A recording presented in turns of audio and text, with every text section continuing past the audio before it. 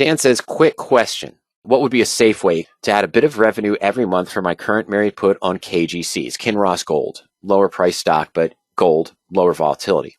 The put expires in January 2026. There could be pullbacks in gold, but miners like KGC have a very strong balance sheet anywhere above 2,000. Yeah, and I've actually been looking into getting back into silver and gold in my married put portfolio. Right now, I've got a couple of winners. I've got a couple of one that I took a loser to a winner. I've got a couple that are stagnating that I need to figure out what to do with. One of them is similar to KGC. It's Kraft Heinz. It's just not moving. I've averaged down with the put price, collected 2 dividends, did an income method number 1, but I'm just not seeing the premium I want. And that's what is expected. I did that as a safe haven, much like you would use gold or silver. But we're in a married put, so we're bullish long term. All right, now let's go ahead back to Power Options. I put a sample Kinross Gold married put in my portfolio from a few days ago. Let's just go there. Here's our June 6th portfolio. So what I did, Dan, is I put in Kinross Gold at a price of 14. Closed today at 15.09, down about 37 cents. And at the time, I could have bought the 15 put, 2026 January, 224 days to go at about 215. Of course, now it's down about 180. So the stock's up 7.8%, as expected with a married put position. We're making, almost 60% of that, 50 to 60%, because the price of the put that declines with our position. What is the married put? What is this strategy? Well, it's based on what I mentioned earlier on our full course discussed in the blueprint. Instead of that covered call that we were talking about in that cash secured naked put where we cap the upside but leave the downside open, we're sort of flipping it. We're buying a stock and buying a far out in time put option following the 3 core principles of radioactive trading discussed in the blueprint. So we have a limited controlled risk of 7.1% on the position due to the cost of the put option. Is my break even 16.15? Stock price of 14, put price of 215? Yes. Only at January expiration. If I hold the position all the way to January expiration, make no adjustments on the trade, except no dividends, and the stock is trading below $15 per share, then I would take the full loss of 7.1%. Put doesn't go to 0 when I buy it. That's why we're using a longer term put instead of a shorter term put. As you saw, the stock is up 7.8%. This could be liquidated. Oh, sorry, folks. This could be liquidated right now for a gain of 4.6% based on the prices I used back on 528 or close to it. All right, we've got our position. First things first, easiest way, income method number 1 discussed in the blueprint of the 13 is you could just sell a covered call against it. You have to sell right at the money, but there's going to be small premiums here. You could go to the 15.5 strike if there is one, or the 16 strike. You've got weekly options here that you could use. The 1550 is at 16 cents. That's pretty good. The 16's at 8 cents. You say, okay, that's nothing. But just like Max was referencing, hey, if I get 8 cents every day, or I'm sorry, not every day, every week, over the course of the next 30 days, I'd have 32 cents. Essentially the same at midpoint price here at the 16. So you've got both. Why the 16? Give yourself some breath, give yourself some room, trying to select a price that the stock won't hit. Let's take a look at what Power Options says. As I mentioned, I've got your married put here, or a married put, not yours, Dan. My apologies. Entered into the portfolio. Tracking the position, it's up as I want, doing good on the position, doing exactly what I want in the first 10, 15 days for a married put position.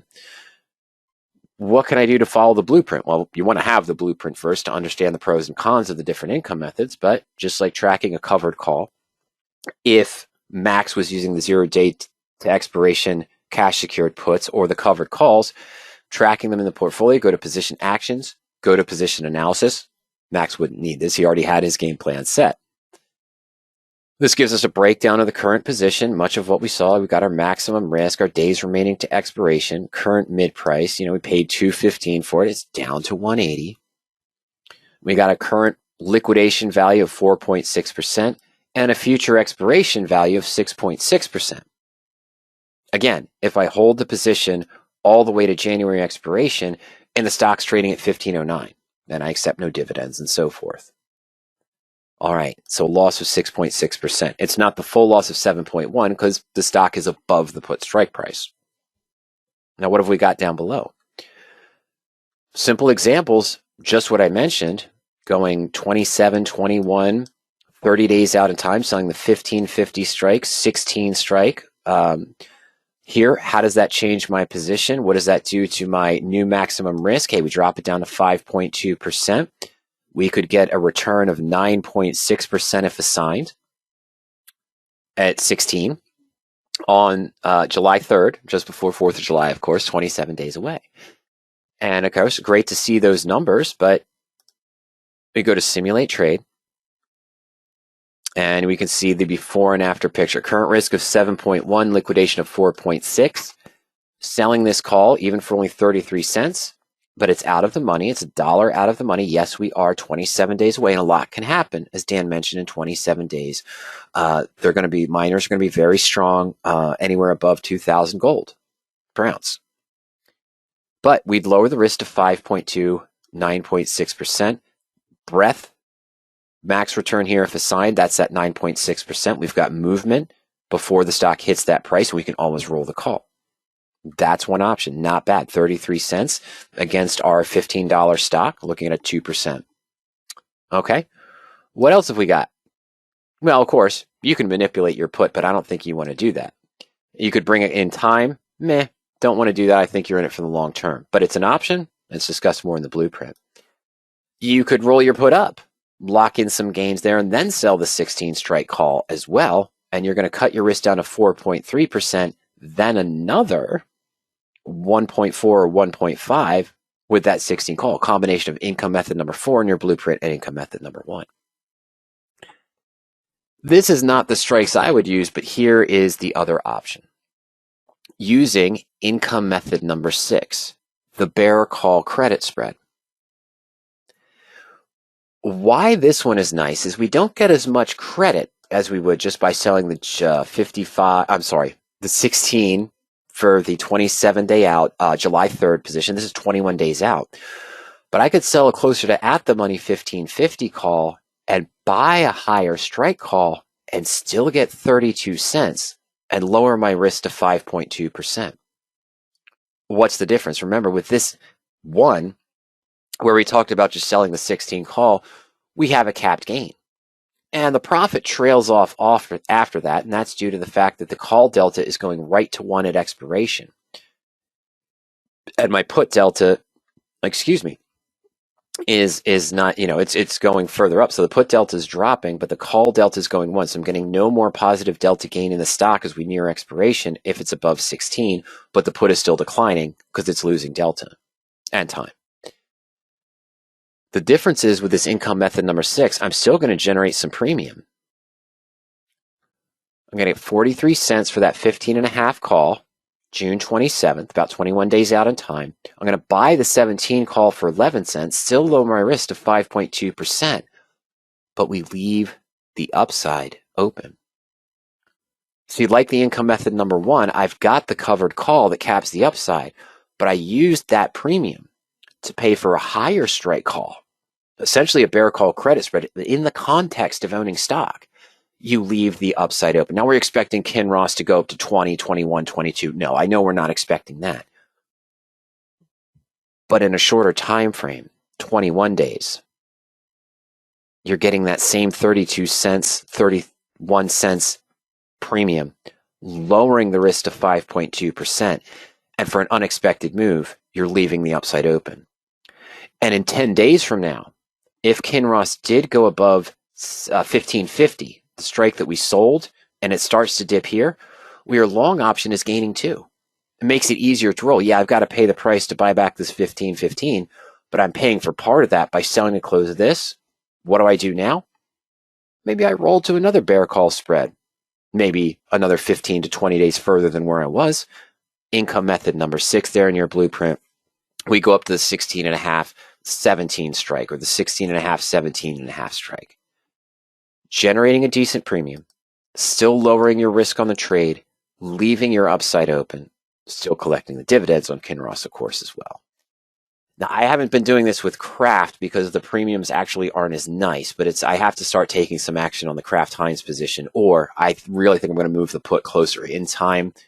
One of those 4 ways that we could manipulate the put that we saw here, that'd be income method number 3, where I could potentially bulletproof my Kraft Heinz position if it moves up another 50 cents or a point or so, and then generate some premium and just get out of it because it's been falling and stagnating.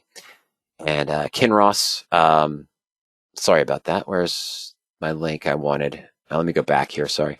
Let's just go to that. As Dan mentioned, there we go. Yeah, so we've been moving up, but we had a pullback today. These look like good opportunities for both income method number 1, maybe 1 or 2 strikes out of the money, but you had that jump there. That's okay. But income method number 6 is, I like this range too. This would have been okay. Not the time to do income method number 6 or income method number 1. Income method number 6 would be okay because the upside's open, but you might just want to let the married put run at this point when you start seeing those big gains. But here's the good time for incomes there. 1 or 2 strikes out of the money, the income method number 1. I know it's a smaller premium as we discussed, Dan, but you've got the ability to collect weeklies on this. I know it's only 8 or 7 cents, but do that 4 times, that's 28 cents. Going 28 days, we saw the potential for a 33-cent net credit with an income method number 1 at the 16 strike. Good enough range out of the money. But then again, an alternative, of course, is the, sorry, folks. Oh, where's the one I want? Yeah, that's the one I want. I just left my drawings up. That's why it looks terrible. That income method number 6 trade, that little heartbeat, getting the premium here from the sold call, buying the higher strike call, maybe a 15.5, 16.5 wouldn't give you as much premium, wouldn't lower the risk as much, but you're closer in strikes there, and you could manipulate that position as discussed in the blueprint. Not only what is income method number 6, the pros and cons of it, how to structure it, when to use it, but also, of course, how to manage the income method number 6. And naturally, okay, the stock stays below the strike prices. Let's go to an actual, let's go to a, did I have, yeah, no. Let's clean this up here. Let's get out of the trade simulators. I'm going to build what I would build, and we were 21 days out for June 27th expiration. I maybe sell the 15.5. I'm going to buy the 16.5. Again, lower net credit now. Let's just keep this even. Let's say we get 42 for this, and let's say we pay 18 for that. So I'm only getting 24 cents on this one. I'm not reducing the risk as much naturally. So buying a lower strike call. But we lower the risk down to 5.7%. Still in a profitable range. You get the income in. If the stock stays below 15.5, what happens? Okay, the bear call credit spread naturally expires worthless.